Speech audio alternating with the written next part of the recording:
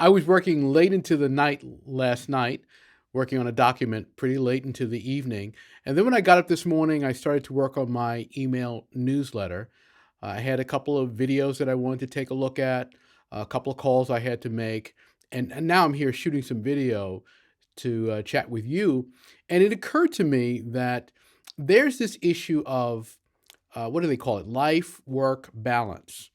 And it was very popular, I think maybe about 10 years ago or so. I don't hear as much about it today, but I wanted to address something with you because sometimes people will say to me, wow, you're working this late, or you're working this early, or you're working on the weekend, or you're doing this at this particular time.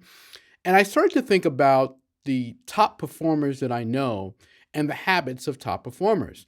And I can say without a shadow of a doubt that the people who are at the highest levels of their field are people who work to the extreme. And well, it looks like the extreme to others, but in fact, they're so focused, or we are so focused on getting things done and performing at high levels that it doesn't even feel like work anymore. We're just committed to getting it done. And I think that's one of the realities of becoming a top performer.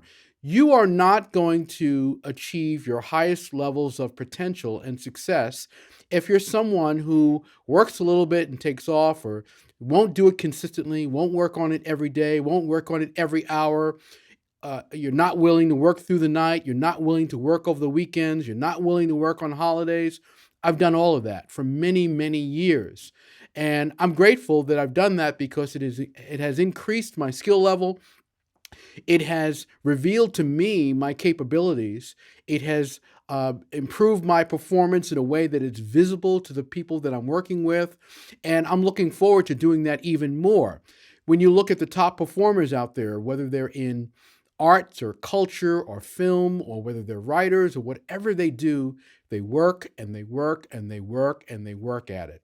So the thing to remember here is if you want to be a top performer, it might look like extremes to others, but you've got to have that dedication. You've got to have that work ethic. And what comes out of that is going to be a level of performance and a level of results that others are really going to envy. But they're not going to get there with the typical life work balance. It really comes down to being willing to go to extremes. That's what top performers do. And that's why they're top performers.